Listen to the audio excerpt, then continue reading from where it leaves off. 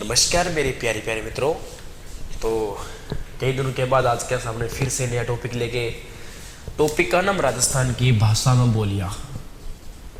राजस्थान की भाषा व बोलियां बड़ा ही महत्वपूर्ण टॉपिक। आज के एग्जाम में आप देखते जा रहे हो कि भाषा बोली क्वेश्चन भी कम आ रहे हैं और अपनी सोच ये बन जाती है भी एग्जाम में क्वेश्चन इसका आता नहीं है और टॉपिक अपने को पढ़ना नहीं है। बस यही अपनी सबसे बड़ी कमी होती है, क्योंकि आजकल आप देख रहे हो परिवहन काफी टाइम से कोई एग्जाम में क्वेश्चन नहीं आया तो फिर इकट्ठा ही आया क्वेश्चन। तो अभी रीट के एग्जाम में क्वेश्चन आया था परिवहन के मामले में, तो काफी टाइम से इस टॉपिक से क्वेश्चन आए नहीं है। आएंगे तो क्वेश्चन जबरदस्त क्वेश्चन ही आपके लिए आएगा। और अभी फर्स्ट ग्रेड की वैकेंसी आ रही है, फर्स्ट ग्रेड और आरएस के लिए स्पेशल टॉपिक ये मैं डाल रहा हूँ ये, और फटा फर्स्ट मोटिव इसमें यही रहेगा। बाकी हर एक एग्जाम के लिए अवेलेबल टॉपिक है राजस्थानी के भाषा में बोलियाँ। देखते हैं कि भाषा बोली को लेकर क्या अपने बात रहती है, राजस्थान को लेकर बात है। तो राजस्थानी भाषा है तो आप जानते हो राजस्थानी भाषा है, कुछ देसी शब्दों के बारे में आपको भी इसके बारे में पता होना चाहिए। राजस्थान में एक बड़ी जोर की कहावत है कि 10 कोस पे पानी बदले 20 कोस पे वाणी। ये कहावतें क्या होती है, जनश्रुतियाँ होती है, अपने हिसाब से बहुत सी जगह चलती है, अपने से अपने हिसाब से बना लेते हैं सभी। मेरा मानना है कि 10 कोस पे पानी बदले तो 20 कोस पे वाणी। कोई भी आप एरिया में चले जाओ, थोड़ा सा एरिया क्रॉस किया, क्रॉस करते ही वहां पर पानी में डिफरेंस मिल जाएगा, मिल गया। और क्या मिलेगा, थोड़ा एरिया क्रॉस किया तो आपको वाणी में डिफरेंस मिल जाएगा, पानी में डिफरेंस तो वाणी में डिफरेंस मिलेगा।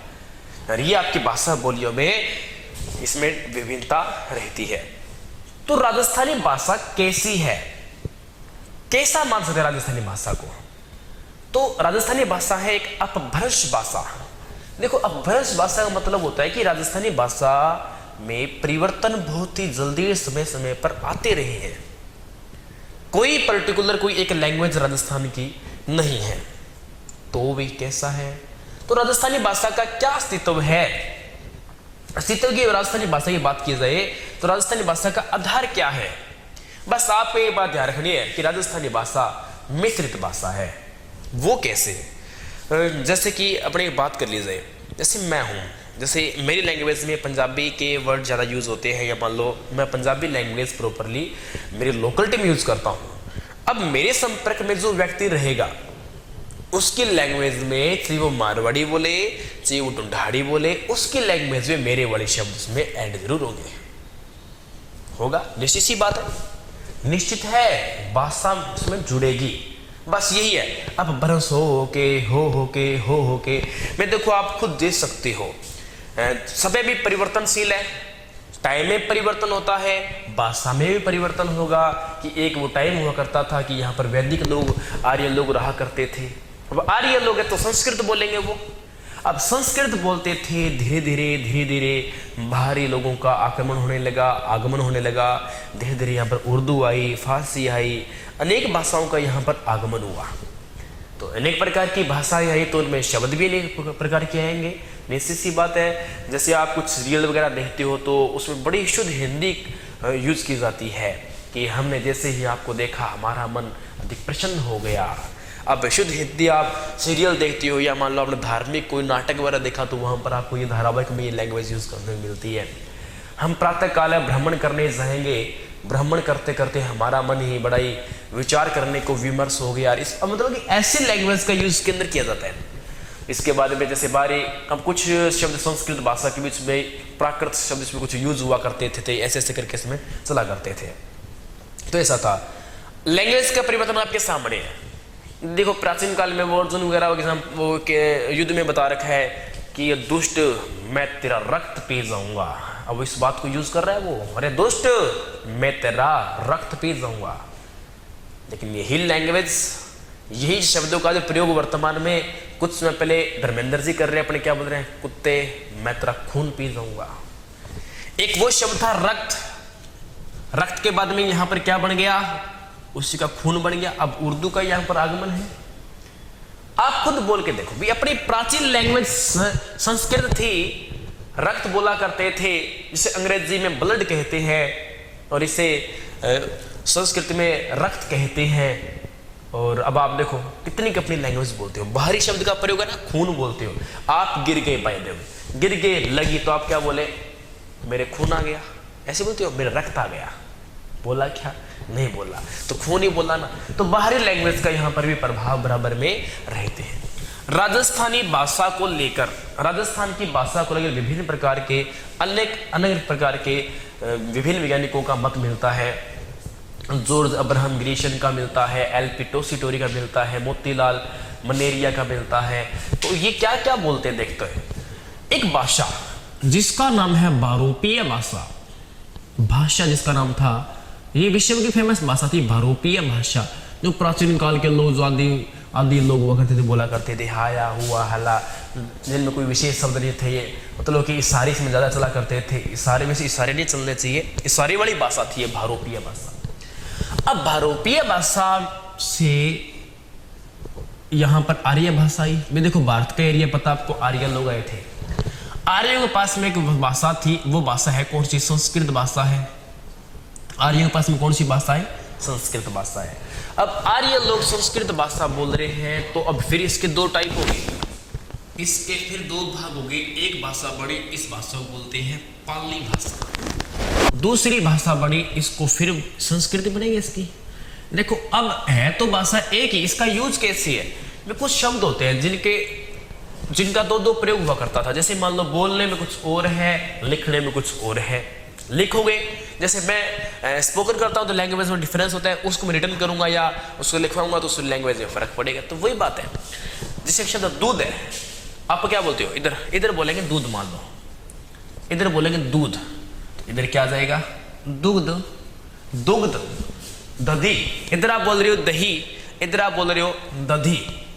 इधर आप घी बोल रहे हो, इधर घृतम। तो इस प्रकार से शब्दों का यहाँ एज ए पर्यायवाची में कह सकते हो आप, एज ए पर्यायवाची शब्द। तो जैसे शब्द है दूध, दुग्ध, बस ऐसे था। ये बोलने में भाषा पाली थी। पाली भाषा से 3 प्राकृतिक भाषा बनी। प्राकृत भाषा कौन सी देखते हैं। सबसे पहले अपने नंबर 1 भाषा का नाम आता है, सबसे पहले बनी, इसका नाम है शूरसेनी प्राकृत। शूरसेनी अब बनती है यहाँ पर शूरसेनी प्राकृत बनती है। नंबर 2 भाषा बनती है मगधी। मगधी प्राकृतिक भाषा यहाँ पर बनती है। नंबर 3 इसकी भाषा बनी, इसका नाम है महाराष्ट्री। महाराष्ट्री प्राकृतिक भाषा बनी। महाराष्ट्री प्राकृतिक भाषा बनी। अच्छा, ये भी प्राकृतिक है, ये भी प्राकृतिक है। अब इनसे और कौन सी बनेगी, देखो जी, शूरसेनी बनेगी। अब शूरसेनी भाषा का फिर विभाजन होगा, इधर फिर इनमें से एक विभाजन होगा। अब अपभ्रंश भाषा होगी। शूरसेनी से बढ़ती है गुजरी अपभ्रंश, इससे बढ़ती है गुजरी। थोड़ा इसको मैं इधर ले आता हूं ताकि इधर आपको दिखाई ना दे। शूरसेनी अपभ्रंश के फिर 2 भाग है। शूरसेनी के 2 भाग है। शूरसेनी का एक भाग तो आपका इधर आ जाएगा, एक भाग आपका इधर आ जाएगा। शूरसेनी अपभ्रंश में सबसे पहले इधर अपने नाम आता है, तो वो नाम क्या आएगा, गुर्जरी अपभ्रंश। लो जी, गुर्जरी अपभ्रंश का नाम आता है। अपभ्रंश का मतलब आप कह सकते हो मिश्रण से बनी हुई भाषा, मतलब भाषा में कुछ शब्द हट गए, कुछ नए शब्द और जुड़ते रहेंगे इसके अंदर। गुर्जरी उपभ्रंश के बाद में यहाँ पर आएगा शूरसेनी, यहाँ पर आ जाएगा शूरसेनी अपभ्रंश। प्राकृतिक के बाद में अपभ्रंश आता है। अच्छा, गुर्जरी अपभ्रंश। अब देखो, गुर्जरी अपभ्रंश से फिर 2 भाषा बन जाएगी। एक भाषा बन जाती है गुजराती, एक भाषा बन जाती है गुजराती, और दूसरी भाषा बन जाती है वो भाषा आपकी राजस्थानी भाषा का नाम यहाँ पर आता है। देखो मैं रिपीट कर रहा हूँ, देखो इसको। सबसे पहले बारोपीय हारे होरे हारे वे प्राचीन काल में बोला करते थे। आर्य आगे संस्कृत बोल रहे हैं, आर्य आगे संस्कृत बोल रहे हैं, संस्कृत चलत में आ रही है। संस्कृत के 2 भाग है। अच्छा, एक संस्कृत स्वयं में 2, एक लिखित भाषा लगा रही है और बोलने में भाषा लगा रही है, ठीक है। आगे जी, पाली भाषा के फिर 3 भाग है। शूरसेनी प्राकृतिक आ गया, मगधी प्राकृतिक आ गया, महाराष्ट्री प्राकृतिक आ गया। अच्छा, शूरसेनी के फिर भाग देखो आप, गुर्जरी अपभ्रंश है, शूरसेनी अपभ्रंश है।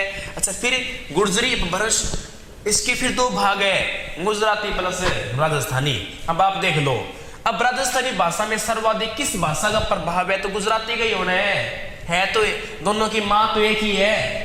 देखो 2 बहन है तो फर्क तो 2 बहन मान लो, कोई फर्क तो फिर होगा ही। फर्क क्या होगा, नॉर्मल कभी फर्क होना चाहिए, सिमिलरिटी तो होनी है, तो वही बात है। इसलिए गुजराती भाषा का प्रभाव सर्वाधिक कौन सी भाषा में है, राजस्थानी भाषा के अंदर है। ये जो मैं आपके सामने वर्गीकरण पेश कर रहा हूँ, ये डॉक्टर मोतीलाल मनेरिया का ये आपके सामने वर्गीकरण सारा ये राजस्थानी लैंग्वेज से लेकर अनेक प्रकार के वैज्ञानिकों ने अपना अपना वर्गीकरण सामने पेश किया है। सबसे पहले बात की जाए तो बात करेंगे अपने डॉक्टर जॉर्ज अब्राहम ग्रियर्सन, एक नाम तो ये आता है। इसके अलावा बात की जाए, इन्होंने देखो राजस्थानी भाषा को 1912 में इनका वर्णन किया था। राजस्थानी भाषा को 5 भागों में बांट रहे हैं। ये बता रहे हैं राजस्थान की भाषा जो है, एक तो आती है दक्षिणी भाषा आती है, एक उत्तरी पूर्वी आती है, एक उत्तरी मध्य आती है, एक उत्तरी पश्चिमी आती है, एक पश्चिमी भाषा अलग से आती है। ये राजस्थानी भाषाओं को 5 भागों में बांट रहे कौन, डॉक्टर जॉर्ज अब्राहम ग्रियर्सन। इसके अलावा इटली से आए थे जिनका नाम था एलपी टेसिटोरी। ये राजस्थानी भाषाओं को मुख्य रूप से 2 भागों में बांट रहे हैं। ये राजस्थानी भाषाओं को मुख्य रूप से 2 भागों में ही बांट रहे। हालांकि इस व्यक्ति ने राजस्थानी भाषा को एक विशेष दर्जा दिलाने के लिए बहुत अच्छा प्रयास किया था। इन्होंने कहते हैं कि इन्होंने बहुत अच्छा प्रयास किया था और बहुत शानदार प्रयास किया है। 1944 तक यहाँ भारत में रह के अच्छा प्रयास किया था। बीकानेर क्षेत्र में रहे थे। बीकानेर में इनका स्मारक एलपी टेसिटोरी का यहाँ पर बना हुआ है। ये एलपी टेसिटोरी की यहाँ पर टेसिटोरी की बात मिलती है। अच्छा, भाषाओं के मिश्रण को लेकर कुछ बातें चल रही थी अपने। अच्छा, ये जो वर्गीकरण सारा ये वर्गीकरण मोतीलाल मनेरिया के अकॉर्डिंग है। इनका समर्थन एक व्यक्ति और है, कन्हैया माणिक्यलाल मुंशी। ये वही मुंशी जो अपने एकीकरण वगैरह में आते हैं, वही है। ये भारत के ऊर्जा मंत्री वो करते थे। कन्हैया लाल माणिक्यलाल मुंशी, इन व्यक्ति ने भी समर्थन किया है, मोतीलाल जी का समर्थन कर रहे हैं ये, ठीक है। और ये अपने जो जॉर्ज अब्राहम ये मान रहे हैं सोर्स से नहीं प्राकृतिक है। इनका मानना है कि राजस्थानी भाषा है ना, ये राजस्थानी भाषा है, ये तो सोर्स से नहीं प्राकृतिक है। और ये मानना है अपने, ये वर्गीकरण ये अपने मोतीलाल जी मान रहे हैं, इधर ये मान रहे हैं। और क्या मिलता है इनको लेकर, देखते हैं क्या मिलता है। हो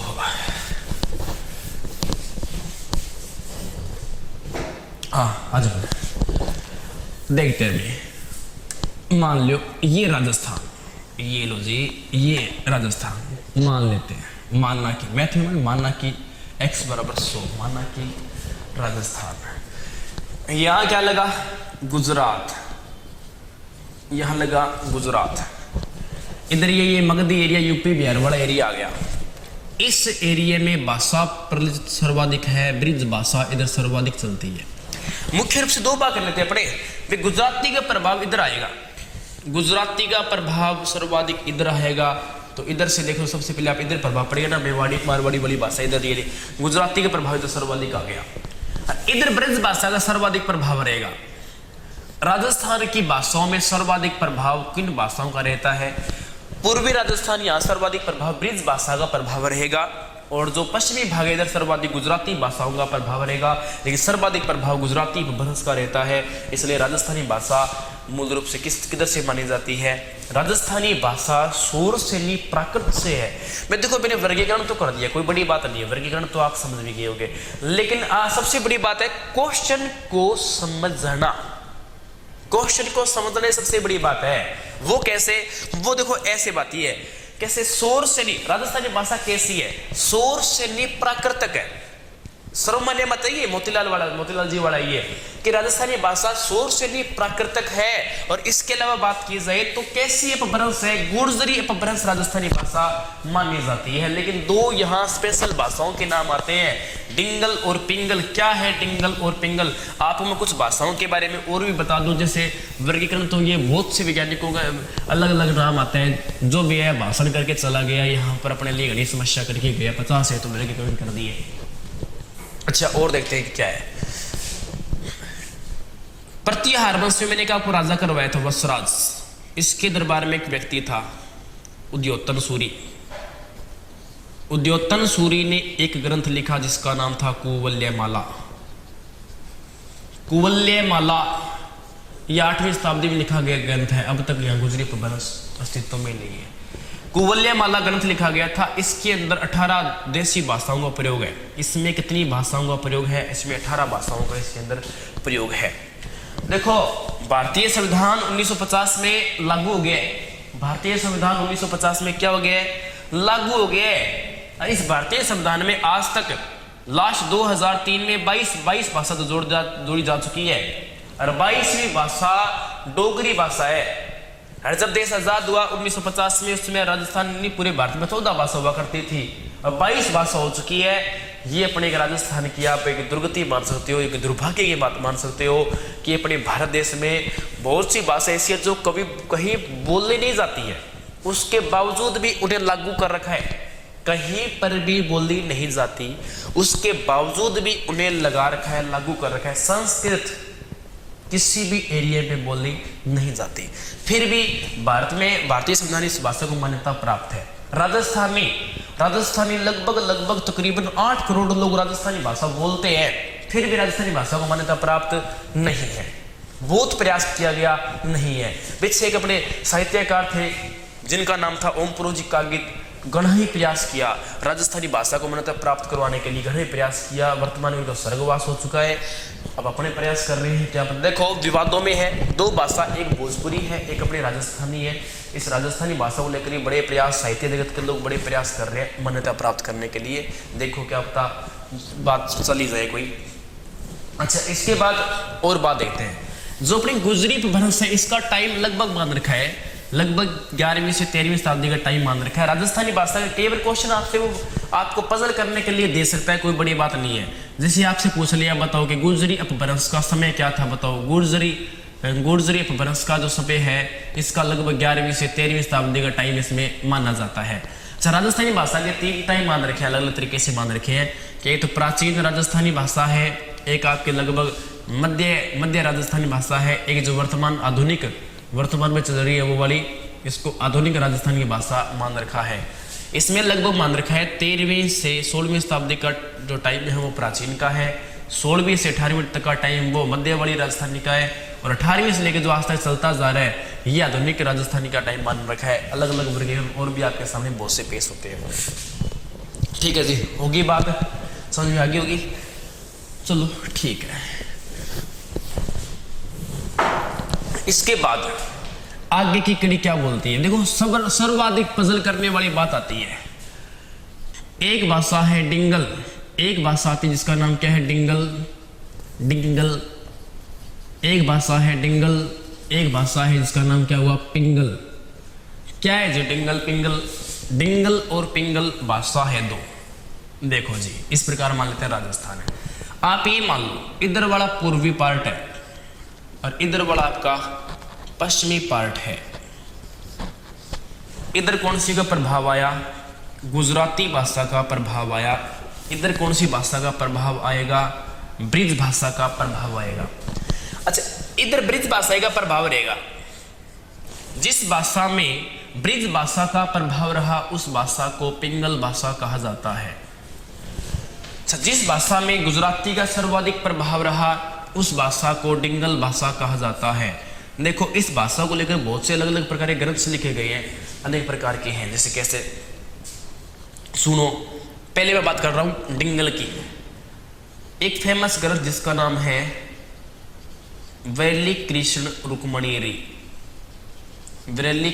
रुक्मणीरी ग्रंथ है। ये ग्रंथ लिखा गया था पृथ्वीराज राठौड़ के द्वारा। पृथ्वीराज राठौड़ कौन थे? ये बीकानेर के शासक थे जिनका नाम था कल्याण सिंह। कल्याण सिंह के 2 बेटे थे, एक का नाम था एक का नाम था राय सिंह, दूसरे का नाम था पृथ्वीराज राठौड़। पृथ्वीराज राठौड़ और राय सिंह दोनों अकबर के दरबार में चले गए थे। ये तो पृथ्वीराज राठौड़ को कहते हैं कि इधर जागीर दी गई थी, गागनो सन चला गया, वहां बैठ के इसने ग्रंथ की रचना की, वेली कृष्ण रुक्मणीरी। ये वही ग्रंथ है जिसको अपने 19वां पुराण और 5वां वेद कहा जाता है। इतना गुदम तो नहीं है इसके अंदर, फिर भी चलो ठीक है, नाम चलता है। क्योंकि मैं इस ग्रंथ को दमदार क्यों नहीं मानता? क्योंकि इस ग्रंथ में ये बात मिलती है कि राणा प्रताप ने अकबर के दिद्दव स्वीकार किया था, ये ग्रंथ मानता है, इसलिए मैं इस ग्रंथ को महत्व नहीं देता हूँ, क्योंकि राणा प्रताप मेरा बड़ा फेवरेट है। वेली कृष्ण रुक्मणीरी। अच्छा, वेली कृष्ण रुक्मणीरी होगी। इसके अलावा क्या हुआ? और ग्रंथ है राजिया रे दुए, राजिया रे सोरठे बोल दो, बोले राजिया रे दुआ बोल दो। राजिया रे दुआ को महत्व के, राजिया रे दुआ जो है बता दूं उसके बारे में। रणमल एक शासक था मारवाड़ का, रणमल की मृत्यु के बाद में कहते कि ये राव जोधा को कहते यही समय कृपाराम नाम के नाम से कोई व्यक्ति था, उन्होंने ये भेंट वूंट किया था। खिराड़ी गांव पड़ता है परबसर के पास, वहाँ के निवासी थे, उन्होंने इसकी रचना की बताई जा रही है राजिया रे दुआ की, इनमें बताया जा रहा है ये। तो पिंगल भाषा अधिकांश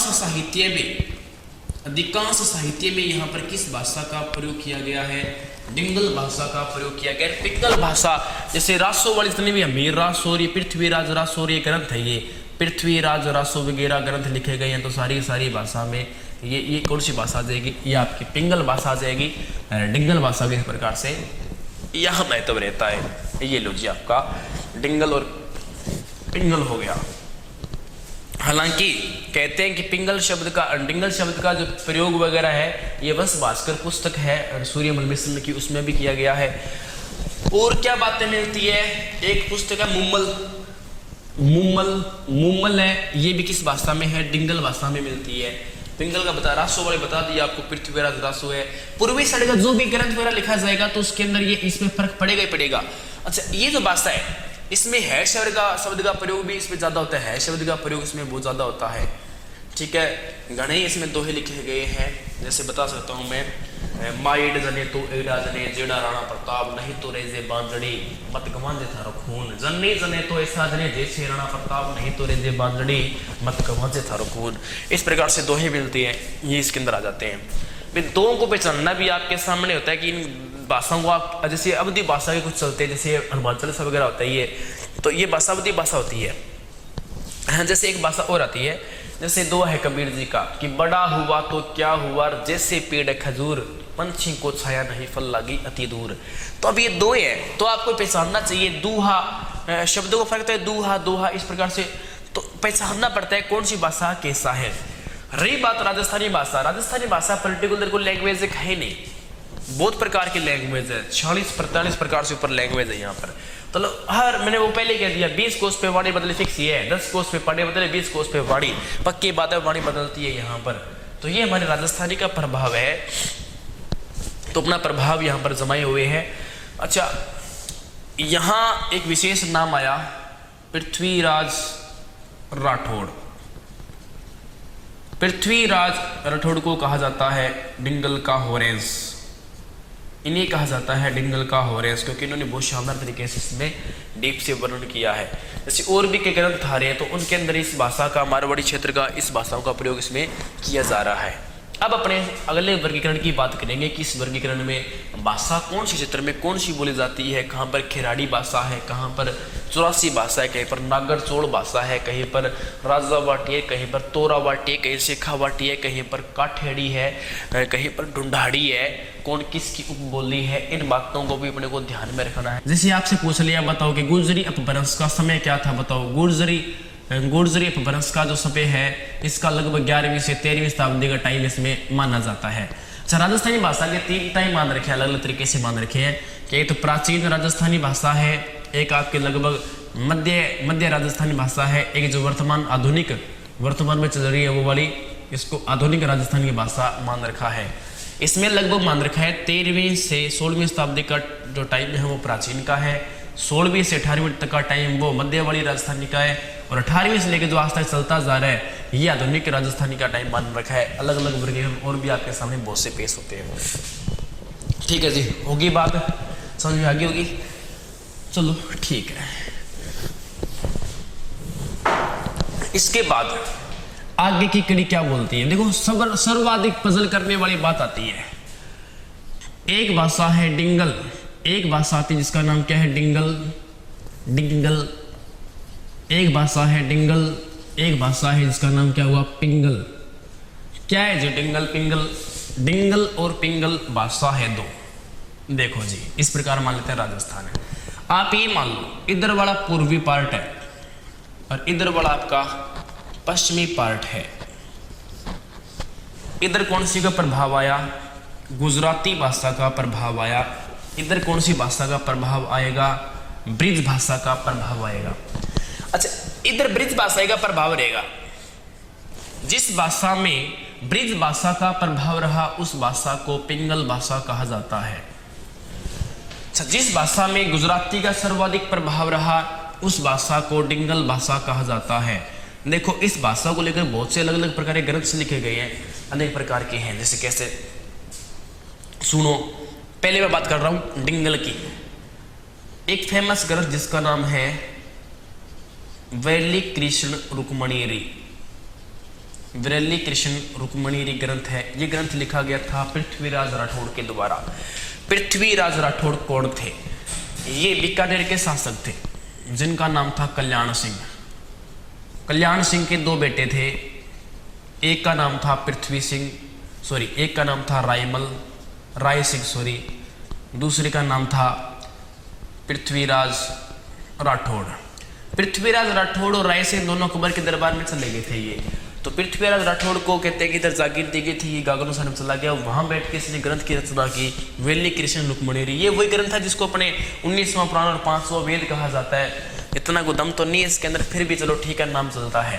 क्योंकि मैं इस ग्रंथ को दमदार क्यों नहीं मानता, क्योंकि इस ग्रंथ में ये बात मिलती है कि राणा प्रताप ने अकबर के देदा को स्वीकार किया था। ये ग्रंथ मानता है, इसलिए मैं इस ग्रंथ को महत्व नहीं देता हूँ, क्यों राणा प्रताप मेरा बड़ा फेवरेट है।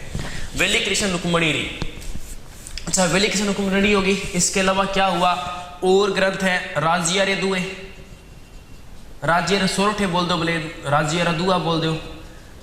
राजिया रे दुआ को महत्व क्या है? राजिया रे दुआ जो है बता दो उसके बारे में। रणमल एक शासक था मारवाड़ का, रणमल की मृत्यु के बाद में कहते कि ये राव जोधा को कहते हैं यही समय कृपाराम नाम के नाम से कोई व्यक्ति था, उन्होंने ये भेंट वूट किया था। खिराड़ी गांव पड़ता है परबसर के पास, वहाँ के निवासी थे, उन्होंने इसकी रचना की बताई जा रही है राजिया रे दुआ की, इनमें बताया जा रहा है ये। तो पिंगल भाषा अधिकांश साहित्य में यहाँ पर किस भाषा का प्रयोग किया गया है? डिंगल भाषा का प्रयोग किया गया है। पिंगल भाषा जैसे रासो वाले जितने भी अमीर रासो और ये पृथ्वीराज रासो और ये ग्रंथ है, ये पृथ्वीराज रासो वगैरह ग्रंथ लिखे गए हैं, तो सारी सारी भाषा में ये कौन सी भाषा आ जाएगी? ये आपकी पिंगल भाषा आ जाएगी। डिंगल भाषा के इस प्रकार से यह महत्व रहता है। ये लो जी, आपका डिंगल और पिंगल हो गया। हालांकि कहते हैं कि डिंगल शब्द का जो प्रयोग वगैरह है ये वंश भास्कर पुस्तक है सूर्यमल मिश्र की, उसमें भी किया गया है। और क्या बातें मिलती है? एक पुस्तक है मुम्मल है, ये भी किस भाषा में है? डिंगल भाषा में मिलती है। पिंगल का रासो वाले बता दिया आपको, पृथ्वीराज रासो है। पूर्वी साइड का जो भी ग्रंथ वगैरह लिखा जाएगा तो उसके अंदर ये इसमें फर्क पड़ेगा ही पड़ेगा। अच्छा, ये जो भाषा है इसमें है शब्द का प्रयोग भी इसमें ज्यादा होता है, शब्द का प्रयोग इसमें बहुत ज्यादा होता है। ठीक है, घने इसमें दोहे लिखे गए हैं, जैसे बता सकता हूँ मैं, माइड जने तो एडा जने जेड़ा राणा प्रताप, नहीं तो रेजे बांधड़ी मत गवांजे थारो खून, जने जने तो ऐसा जने जैसे राणा प्रताप, नहीं तो रेजे बांधड़ी मत गवांजे थारो खून। इस प्रकार से दोहे मिलते हैं, ये इसके अंदर आ जाते हैं। भाई दोनों को पहचानना भी आपके सामने होता है कि इन भाषाओं को आप, जैसे अवधि भाषा के कुछ चलते हैं, जैसे हनुमान चालीसा वगैरह होता है ये, तो ये भाषा अवधि भाषा होती है। जैसे एक भाषा और आती है, जैसे दो है कबीर जी का कि बड़ा हुआ तो क्या हुआ, जैसे पेड़ खजूर, पंछी को छाया नहीं फल लागी अति दूर। तो अब ये दो है, तो आपको पहचानना चाहिए। दूहा शब्दों को फर्क है, दूहा दोहा, इस प्रकार से तो पहचानना पड़ता है कौन सी भाषा कैसा है। रही बात राजस्थानी भाषा पर्टिकुलर को लैंग्वेज एक है नहीं, बहुत प्रकार की लैंग्वेज है, 40-45 प्रकार से ऊपर लैंग्वेज है यहाँ पर। तो हर मैंने वो पहले कह दिया 20 कोस पे वाणी बदले फिक्स ये है, 10 कोस पे पढ़े बदले 20 कोस पे वाणी, पक्की बात है, वाणी बदलती है यहाँ पर। तो ये हमारे राजस्थानी का प्रभाव है, तो अपना प्रभाव यहाँ पर जमाए हुए हैं। अच्छा, यहाँ एक विशेष नाम आया पृथ्वीराज राठौड़। पृथ्वीराज राठौड़ को कहा जाता है डिंगल का होरेंस, इन्हें कहा जाता है डिंगल का होरेंस, क्योंकि इन्होंने बहुत शानदार तरीके से इसमें डीप से वर्णन किया है। जैसे और भी के ग्रंथ आ रहे हैं तो उनके अंदर इस भाषा का, मारवाड़ी क्षेत्र का इस भाषाओं का प्रयोग इसमें किया जा रहा है। अब अपने अगले वर्गीकरण की बात करेंगे कि इस वर्गीकरण में भाषा कौन सी क्षेत्र में कौन सी बोली जाती है, कहाँ पर खिराड़ी भाषा है, कहाँ पर चौरासी भाषा है, कहीं पर नागर चोड़ भाषा है, कहीं पर राजावाटी है, कहीं पर तोरावाटी है, कहीं शेखावाटी है, कहीं पर काठेड़ी है, कहीं पर ढूंढाड़ी है, कौन किसकी उपबोली है, इन बातों को भी अपने को ध्यान में रखना है। तो ये था आपका इसका फर्स्ट पार्ट। अब बाकी इसमें नेक्स्ट में करेंगे अपने। तो भाषा बोलियों में अपन ने बात की अभी, जैसे कि बात की अब्राहम ग्रीसन के बारे में बात की है, टेसिटोरी के बारे में बात की है, तो खूब उन्होंने जिक्र किया। लिंग्विस्टिक सर्वे ऑफ इंडिया के बारे में उन्होंने बात की है, क्योंकि इनकी प्रमुख बुक थी linguistic survey of India, Abraham Grierson की बुक थी। सारा वर्णन करा के मोतीलाल जी का वर्णन भी कर लिया। अब आपको कुछ एरिया पता होना चाहिए कि प्रमुख एरिया कौन सा आता है। जैसे एक एरिया था मारवाड़ का, लोकेशन अब आपको नक्शे पे याद होनी चाहिए। अब नक्शा मैं यहाँ बनाऊंगा तो इस पर मामला दफा दफा सा हो जाएगा। इधर ये मारवाड़ है, इधर आपको पता होना चाहिए ढूंढाड़ है कहाँ, किसको ढूंढाड़ बोलते हैं। ये लो जी, एक है मारवाड़, एक है ढूंढाड़। पहले आपके सामने 2 पॉइंट बनाता हूं मैं। इन दोनों के बीच में आता है अजमेर। अजमेर में कोई बात होती नहीं है ना, तो ये दिल है ना, अजमेर तो दिल है अपना राजस्थान का, राजस्थान का हृदय अजमेर। आलू जी, अजमेर आके बीच में बिठा दिया, नहीं अजमेर नाराज ना हो जाए, अजमेर को पहले बीच में विराजमान कर लेते हैं। अच्छा, यहाँ टोंक है, यहाँ टोंक। चलो मारवाड़, अब देखना है कि इनकी उपबोलियां कौन सी है। अब ये मारवाड़ी राजस्थान में सर्वाधिक भाग पे बोले जाने वाली बोली है, तो वो है मारवाड़ी। राजस्थान की सबसे कर्णप्रिय बोली, कर्ण कान होता है, कान को प्यारी लगने वाली बोली, सबसे मीठी बोली बताई जा रही है, मालवी बताई जा रही है। अच्छा, मारवाड़ी एरिया, इसकी उपभाषा। अब आपको पता होना चाहिए कि आसपास के एरिया में क्या कुछ लोकेशन पड़ती है। प्रॉपर जो मारवाड़ी बोलते हैं वो सिर्फ जोधपुर जिले में ही बोली जाती है। जोधपुर तथा जोधपुर के आसपास के भाग में मारवाड़ी भाषा बोली जाती है। अच्छा, अब जैसे आप ऊपर जा रहे हो, ये लो जी, अब आ गया यहाँ पर बीकानेर। बीकानेर के बाद यहाँ आ गया आपका श्री गंगानगर। लियो जी, श्री चढ़ा दिया सबसे ऊपर, ये लो श्री गंगानगर गया बीकानेर। अब यहाँ बीकानेर है तो मारवाड़ी, उत्तरी मारवाड़ी आ जाएगी, जिससे आप थड़ी भी बोल देते हो। अब यहाँ जो भाषा है तो मारवाड़ी भी, श्री गंगानगर हनुमानगढ़ की दोनों भाषा है। हनुमानगढ़ यहाँ लगा देता हूँ, गंगानगर यहाँ गया है तो मारवाड़ी, पर इसमें पंजाबी मिश्रण है। पर यहाँ लोकलिटी बोलती है बागड़ी भाषा है, पर बागड़ी नहीं है। यदि इस भाषा को आप बागड़ी मानते हो तो आपका मानना बहुत बड़ी गलती है। ये बागड़ी भाषा नहीं है। अब देखना बागड़ी कहाँ आएगी। मैं सारी आपको ये मारवाड़ी की पार्ट करवा रहा हूँ। अब मारवाड़ी के पार्ट में देखो आप, इधर जैसलमेर आ गया, मारवाड़ की साइड में यहाँ जिला जोधपुर के, इसका नाम है बाड़मेर। बाड़मेर प्लस जालोर के भाग को कहा जाता है गोडवाड़ प्रदेश। इस बात को आप भी जानते हो, गोडवाड़ प्रदेश हुआ तो नॉर्मल सी बात है, गोडवाड़ भी कौन सी बोलेंगे, गोडवाड़ी बोलेंगे। इसके बाद यहाँ जिला कौन सा आएगा, सिरोही आएगा। सिरोही जिले में कौन सी भाषा बोली जाएगी भी आपको पता है। यहाँ चौहानों की शाखा गई थी जिसका नाम था देवड़ा, इसलिए इसको क्या बोलेंगे, देवड़ा वाटी। सिरोही का प्राचीन नाम भी मिलता है ना, देवड़ा वाटी, चंद्रावती, उनमें से एक ये भी नाम मिलता है देवड़ा वाटी का। देवड़ा वाटी आ जाएगी। सिरोही की भाषा कौन सी है, देवड़ा वाटी। सारी मारवाड़ी की चल रही है, मारवाड़ी के पार्ट चल रहे हैं ये। अब यहाँ पर उदयपुर आ जाएगा। उदयपुर का प्राचीन नाम बताओ, मेवाड़। मेवाड़ में कौन सी भाषा बोली जाएगी, मेवाड़ में मेवाड़ी। मेवाड़ में कौन सी भाषा बोली जाएगी। यहाँ पर ये शह शब्द वगैरह इनका बहुत यहाँ पर है शब्द का यूज ज्यादा होता है। देखो क्या बोल रहे हैं ये क्या विशेषता है इसके अंदर। देखो मेवाड़ी प्रॉपर उदयपुर में बोलते हैं। उदयपुर के आसपास में जो गांव है ना, गांव में इसका सही रूप देखने मिलता है मेवाड़ी भाषा का। कुंभा की कुछ दुआ थे कुंभा की, तो वो सारी मेवाड़ी के अंदर ही मिलते हैं। इसके बाद में यहाँ कुछ जिले आते हैं। एक आपका आता है जिसका नाम है डूंगरपुर, और एक जिला आती है यहाँ पर आता है आपका जिसका नाम है बांसवाड़ा। अब आपको ये भी याद है कि डूंगरपुर और बांसवाड़ा को मिला के आप बोलते थे बागड़ क्षेत्र। तो यहाँ पर आपकी कौन सी भाषा बनी है, बागड़ी। ध्यान रखना है, बिंदी नहीं लगानी। बिंदी लगा दिया तो भुगतना पड़ेगा। बिंदी आप दोनों तरीके से दोगे आप, कैसे, बिंदी लगाओ भुगतो नहीं, इधर बिंदी नहीं लगानी। इधर बिंदी लगा दिया नुकसान हो जाएगा। तो बिंदी कहाँ, ऊपर लगाते हैं बिंदी। बिंदी ऊपर लगाते हैं ना, तो बिंदी ऊपर लगा दो। बांगर, बिंदी ऊपर लगती है। बांगरी क्षेत्र इधर पड़ता है, ये शेखावटी प्रदेश, सिक्कर, झुंझुनू आसपास की ये वाली, इसको बांगर बोल देते हैं अपने। ये बागड़ी ही है, बागरी बोल दो, सही है, कोई दिक्कत नहीं है। बिंदी का सवाल है, बिंदी नहीं लगानी इस एरिया में। बिंदी लगाते ही गलत हो जाना है मामला। डूंगरपुर बांसवाड़ा भाग में बागड़ी, उदयपुर क्षेत्र में, मेवाड़ क्षेत्र में मेवाड़ी। प्रॉपर गांव में देखी जाती है। सिरोही में देवड़ा बाटी, बाड़मेर जालौर में गोड़वाड़ी। अच्छा, इसके बाद में बात करें और क्या क्या कहाँ मिलती है। अच्छा, इसके बाद देखना है मारवाड़ में प्रॉपर यहाँ पर मारवाड़ी चलती है। राजस्थान की मानक बोली भी यही मारवाड़ी है। बीकानेर साइड में थली चलती है। अच्छा, इधर कौन सी चलती है, इधर जैसलमेर साइड में भी मारवाड़ी ही चलती है, इधर भी मारवाड़ी, इसको पश्चिमी मारवाड़ी बोल देते हैं इसको। अब ये जो नागौर का भाग है, नागौर, यहाँ नागौरी चलती है, नागौर में नागौरी, ये भी मारवाड़ी का ही भाग है। नागौर के बाद शेखावाटी प्रदेश आ गया।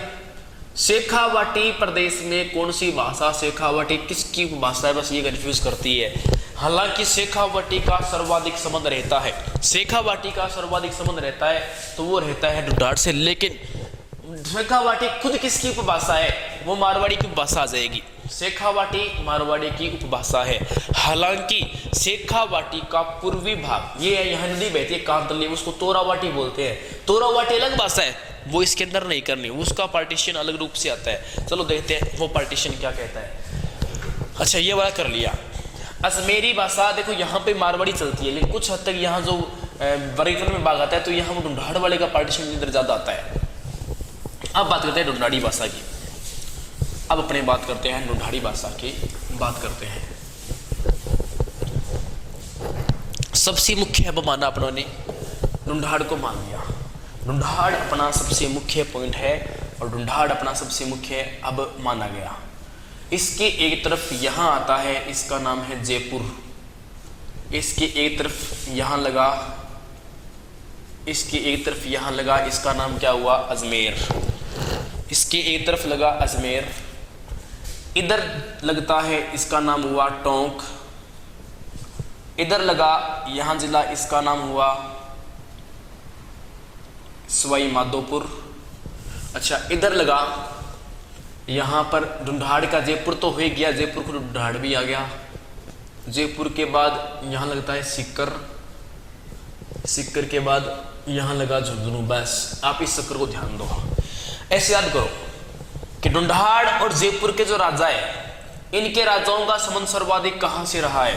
भाई आप खुद इन बातों को देख सकते हो, यहाँ के राजा है, इनका जो सर्वाधिक संबंध रहा है तो वो कहाँ रहा है, तो दौसा पे रहा है। सॉरी, इधर दौसा लगाना था जी मैंने, ये लो जी दौसा। दोबारा देखो, जयपुर के राजाओं का सर्वाधिक संबंध दौसा से रहा है। जयपुर के राजाओं का सर्वाधिक संबंध दौसा से रहा है। अब संबंध दौसा से रहा, चाहे वो दुल्हर आए, चाहे वो भारमल, कई राजाओं का संबंध दौसा से, इसलिए राजाओं का संबंध दौसा से ज्यादा हुआ तो इस वाले बीच में बोल दो राजावाटी। यहाँ कौन सी भाषा बोली जाएगी, राजावाटी भाषा यहाँ पर आपस में बोली जाती है। ठीक है। टोंक, अब टोंक के आसपास की भाषा है, जयपुर व इधर टोंक के बीच की भाषा, इसको भाषा बोलते हैं काठेड़ी बोलते हैं, इसको बोलते हैं काठेड़ी, इसको कहा जाता है काठेड़ी। वैसे इधर वाले काठे काटती है, काठे भी मान रखे हैं, ऐसे याद कर लो। मैं ऐसे मिला दे दो, टोंक कै लग गया, कै से काठेड़ी, इधर मिला दो टोंक कै से काठेड़ी। जयपुर का तो देखो ये भाग है दक्षिणी पश्चिमी भाग, और टोंक का पश्चिमी भाग, टोंक का पश्चिमी भाग, ढूंढाड़ का दक्षिणी पश्चिमी भाग, ये बड़ा भाग है। देखो ऐसे याद करो आप कि प्राचीन काल की बात की जाए तो जयपुर एक समृद्धशाली रियासत हुआ करती थी। पैसे इसके पास बहुत ज्यादा थे, पैसे ज्यादा है तो लूटपाट वाले मामले ज्यादा ही होने चाहिए, समझ लो यहाँ पर। अब मारवाड़ी में चौरासी, मारवाड़ी में बोलते हैं चौरासी, चौरासी, चौरासी। अब जहाँ पैसे अपने आप चौरासी, जहाँ पैसे सर्वाधिक है, चोर तो पड़े प्यासी, मारवाड़ी बोले चौरासी, खटासी, चौर, अठासी। देखो चौरासी, यहाँ जो एरिया है, इस एरिया में कौन सी भाषा का प्रयोग किया जाता है, चौरासी, इसी चौरासी लैंग्वेज बोलते हैं। ठीक है। ढूंढाड़ प्लस सवाई माधोपुर, इसे बोलते हैं नागरचोड़, इसे कहा जाता है नागरचोड़। ढूंढाड़ प्लस जयपुर प्लस सवाई माधोपुर के बीच के भाग में भाषा चलती है नागरचोड़। ढूंढाड़ प्लस दौसा के बीच में चलती है राजावाटी। जयपुर इसके ऊपरी भाग में सिक्कर प्लस झुंझुनू का भाग है, यहाँ नदी बहती है कांतली, उसके भाव क्षेत्र को तोरावाटी बोलते हैं। यहाँ इस भाषा को भी कौन सी बोलते हैं, इस भाषा को भी तोरावाटी भाषा कहा जाता है। ठीक है जी, ये यहाँ तक वाली बात आपकी तोरावाटी भाषा की, ये आपकी बात होगी कौन सी, तोरावाटी भाषा की, यहाँ पर आपकी बात इसके अंदर हो जाती है। चलो मान ली बात कर ली, ठीक है। अच्छा, यहाँ पड़ता है किशनगढ़ी, किशनगढ़ पड़ता है, इसलिए भाषा ही कौन सी हो जाएगी, किशनगढ़ी भाषा आपकी यहाँ पर हो जाएगी। अब आप अपने और जाते हैं, टोंक के बाद बूंदी, कोटा, बारां, झालावाड़ का एरिया आ गया। इसको आप, इस प्रदेश को बोलते हो हाड़ौती, इस प्रदेश को आप कहते हो हाड़ौती कहते हो, इसलिए इस भाषा को कौन सी बोलेंगे? हाड़ौती भाषा। इस भाषा को अपने बोल देंगे हाड़ौती भाषा भी कह देंगे, इसके अंदर कोई बड़ी बात नहीं है। अच्छा, जयपुर किस भाग में? यहाँ लगता है अलवर। अलवर जो भरतपुर का जो एरिया है, इसको आप बोला करते थे मेवात। इसको अपने ने क्या बोला? इसको अपने बोला मेवात। तो मेवाती कहाँ बोली जाएगी? अलवर भरतपुर में, इस एरिया में मेवाती बोली जाती है। अब एक भाषा और आती है अहिरवाटी, एक भाषा जिसका नाम है अहिरवाटी। अहिरवाटी भाषा, ऐसे करो, ऐसे अलवर, ऐसे अहिरवाटी। अहिरवाटी भाषा कहाँ बोली जाती है? अलवर साइड में। मेवाती की बहुत सी 6 भाषा लगभग भाषा है यहाँ पर। खड़ी मेवाती, राठी मेवाती, राठ क्षेत्रीय बोली जाती है, इस प्रकार से। तो 6 प्रकार के लगभग मेवाती के और बढ़ते हैं, ठीक है। वो आप बुक्स वगैरह में नॉर्मल पढ़ सकते हो, देखो आप। तो ये जो मुख्य समझाने वाली बात है मैंने यहाँ लगभग इसमें कवर कर दी है। फिर से मैं पूरे को एक बार रिपीट कर देता हूँ।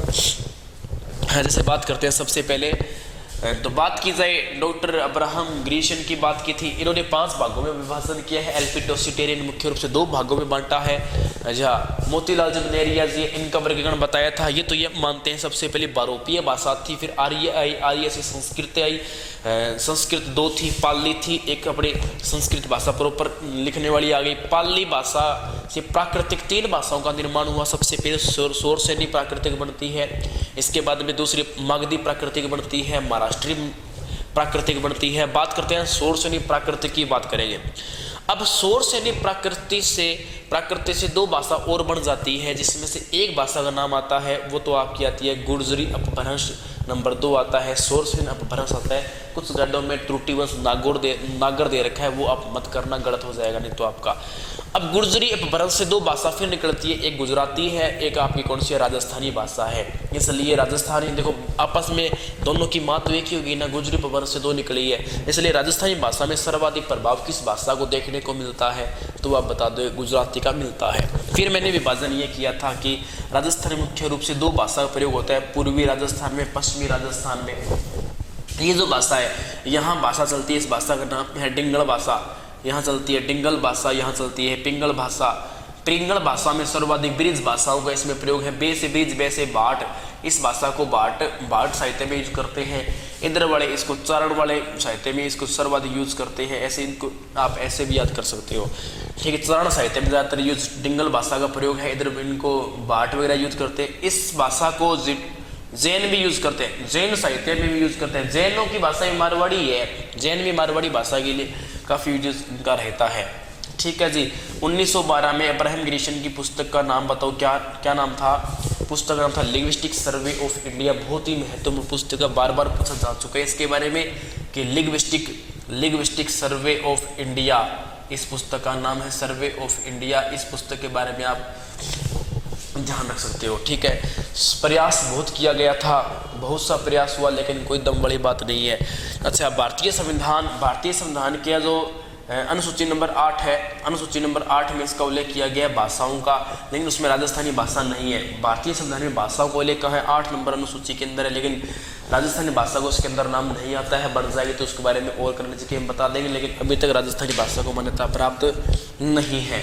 पढ़ते रहो, किसी प्रकार की दुविधा संकट आता है तो कमेंट किया करो, कोई दिक्कत नहीं है। क्वेश्चन वगैरह होता है, टाइम जैसे मिलेगा मैं ज़रूर इसके बारे में, हाँ इफेक्टिव कोई आपकी बात रहेगी मैं उसको ज़रूर रिस्पॉन्स देने की कोशिश करूँगा।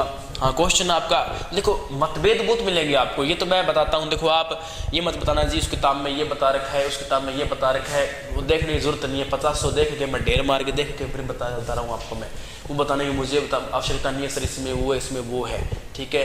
तो इसकी सबसे बड़ी बात ये रहती है, आपका डिंगल पिंगल सिंगल सब करवा दिया है, ठीक है। पढ़ो और मौज करो।